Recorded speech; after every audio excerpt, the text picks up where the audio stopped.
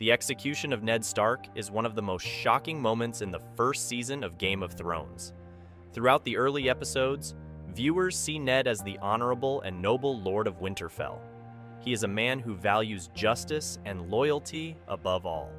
When King Robert Baratheon dies, Ned is left in a dangerous position as the Hand of the King. He discovers that Queen Cersei Lannister's children are not Robert's, but actually fathered by her brother, Jaime Lannister.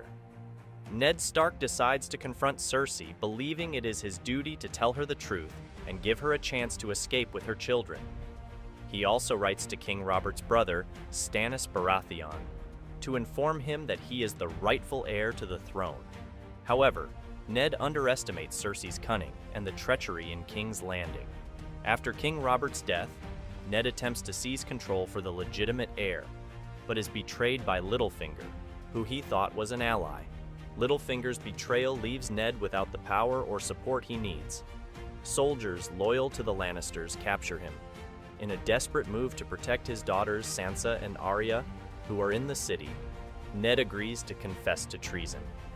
He hopes that by admitting to a false crime, he will be allowed to join the Night's Watch and live, thus ensuring the safety of his family. Queen Cersei and King Joffrey initially appear to accept this plan. However, the young and cruel King Joffrey has other intentions. Ignoring the wishes of his mother and his advisors, he decides that Ned must die to demonstrate his power and to remove any doubts about his rule. In a shocking public spectacle at the Great Sept of Baelor, with his daughters watching, Ned is executed by beheading. This event is a major turning point in the series. It is unexpected because Ned Stark is presented as the main character, the hero who will guide the story. His death overturns traditional storytelling expectations and makes it clear that in Game of Thrones, no character is safe, not even the most honorable. It shows the brutal reality of the political game being played in Westeros. The death of Ned Stark sends shockwaves through the land, leading to the War of the Five Kings and deeply affecting the Stark children, setting them on their own dangerous paths. Ned's execution teaches viewers that in this world, honor may not lead to victory, and those with noble intentions can still meet tragic ends. Before we continue with the video, and my further explanations about all the shocking plot twists, I want to ask for your help. I'm trying to reach 2,000 subs by the end of the year, so I'd really appreciate it if you would subscribe and help me out. Okay, let's continue. The Red Wedding is one of the most infamous and shocking events in Game of Thrones. It takes place during the War of the Five Kings, a chaotic time when several leaders are vying for the Iron Throne. The Red Wedding is so named because it happens at a wedding and involves a horrific betrayal and massacre. The Starks are one of the noble families involved in the war. Robb Stark, the eldest son of Ned Stark, has been declared king in the north and is leading his forces against the Lannisters, who sit on the Iron Throne. To win battles and gain strength, Robb needs allies. One of these potential allies is Walder Frey, the head of House Frey. The Freys control an important crossing called the Twins, which Robb needs to use. To secure this alliance, he had promised to marry one of Walder Frey's daughters. However, things do not go as planned. Robb falls in love with Talisa, a healer, and marries her instead, breaking his vow to Walder Frey. This deeply offends the Freys, who see it as a grave insult to their family. Despite this broken promise, Robb tries to mend the relationship by offering for his uncle, Edmure Tully, to marry one of Frey's daughters. Walder Frey seems to accept this peace offering, and the wedding is set to take place at the Twins. The Starks believe this will strengthen their alliance, but they do not realize that Frey and another powerful ally, Roose Bolton, have other plans. The wedding initially appears joyous and successful. Guests eat, drink, and celebrate the union of Edmure Tully and Rosalind Frey. However, beneath this festive atmosphere, dark intentions brew. As the evening progresses, Catelyn Stark, Robb's mother, senses something is wrong. The doors are closed, and the band begins playing The Rains of Castamere, a song associated with Lannister victories and foreboding. Suddenly, the Freys launch a brutal surprise attack. Robb, Talisa, Catelyn, and many of their supporters are slaughtered in cold blood. Talisa, who is pregnant with Robb's child, is brutally killed. Robb is shot with arrows and stabbed by Roose Bolton, who declares, "The Lannisters send their regards." Catelyn, in a desperate attempt to save her son, takes Walder Frey's wife hostage, but is nonetheless killed after witnessing her son's death. The Red Wedding is a pivotal moment in the series and has a lasting impact on the viewers and the storyline. It highlights the themes of betrayal and the fragile nature of loyalties in the world of Westeros. The massacre effectively ends the Starks' rebellion against the Lannisters, severely weakening the Stark family's position and demoralizing their allies. The brutal nature of the Red Wedding leaves a permanent mark on the story and symbolizes the devastating costs of war and betrayal. The Purple Wedding takes place during the wedding feast of King Joffrey Baratheon and Margaery Tyrell. This event gets its name from the color that Joffrey's face turns as he is poisoned. King Joffrey is one of the most disliked characters in the series. He is cruel, arrogant, and enjoys causing pain to others. His marriage to Margaery Tyrell is meant to solidify the alliance between the Lannisters and the Tyrells, two powerful families. The wedding itself is a lavish affair, showcasing the wealth and power of King's Landing. The day starts with a grand ceremony in the Great Sept of Baelor, followed by an extravagant feast in the gardens of the Red Keep. Everyone important is present: the royal family, members of the noble houses, and influential figures from across Westeros. Throughout the wedding festivities, King Joffrey acts cruelly. He mocks the guests, humiliates his uncle Tyrion Lannister by making him his cupbearer, and showcases a crude play involving dwarfs that insults many people in attendance. His behavior is a reminder of his vicious nature and the fear he inspires in others. Tensions rise as Joffrey continues to humiliate Tyrion. He forces Tyrion to serve him wine and disparages him in front of everyone. Margaery tries to maintain peace by redirecting Joffrey's attention to the wedding pie, a massive dessert. As Joffrey cuts the pie, doves fly out, creating a spectacle. He eats the pie, and everything seems to calm down momentarily. However, soon after, Joffrey demands more wine. As he drinks from the cup Tyrion poured, he starts coughing violently. Quickly, the coughs turn to choking, and Joffrey collapses onto the ground. Chaos erupts as his face turns purple, and he struggles to breathe. The onlookers are horrified as the king dies painfully before them. In Joffrey's final moments, he points to Tyrion, his eyes filled with accusation. Cersei, Joffrey's mother, is distraught and immediately blames Tyrion for poisoning her son. Guards seize Tyrion, setting off a series of events that impact many characters. The Purple Wedding is a turning point in the series. Joffrey's death removes a central antagonist and shifts the power balance in King's Landing. It raises questions about who was responsible for his murder. While Tyrion is the immediate suspect, the true masterminds are revealed to be Lady Olenna Tyrell, Margaery's grandmother, and Petyr Baelish. They orchestrated the poisoning to protect Margaery from Joffrey's cruelty and garner more control. Joffrey's death is celebrated by some viewers due to his notorious character, but also adds intrigue and uncertainty to the storyline. It sets Tyrion on a new path, leading to his trial and eventual escape from King's Landing. The event illustrates the treacherous and unpredictable nature of the political game in Westeros, where even a king is not safe from those seeking power. The revelation of Jon Snow's parentage is a major plot twist. Throughout the series, Jon Snow is known as the illegitimate son, or bastard, of Ned Stark, the honorable Lord of Winterfell. Jon grows up with the Stark children, but always feels like an outsider because of his status as a bastard. The mystery of Jon's true parents is gradually unveiled, climaxing in Season 6. For many years, fans speculated about Jon's true lineage, and this plot thread is finally revealed in a series of flashbacks. The story begins with the rebellion led by Robert Baratheon against the Targaryen dynasty, which ruled the Seven Kingdoms. One key event from this time is the abduction of Lyanna Stark, Ned Stark's sister, by Prince Rhaegar Targaryen, the heir to the Iron Throne. This supposed kidnapping ignites a war that leads to the overthrow of the Targaryens. In Season 6, through Bran Stark's visions, we are taken back to the Tower of Joy, a tall turret in Dorne.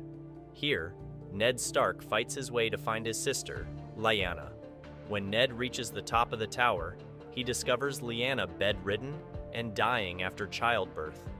With her final breaths, Lyanna pleads with Ned to protect her newborn son, fearing for his life because of the ongoing political turmoil. She whispers something into Ned's ear, which confirms who the baby is. This baby is Jon Snow. It is revealed that Jon's real parents are Lyanna Stark and Rhaegar Targaryen.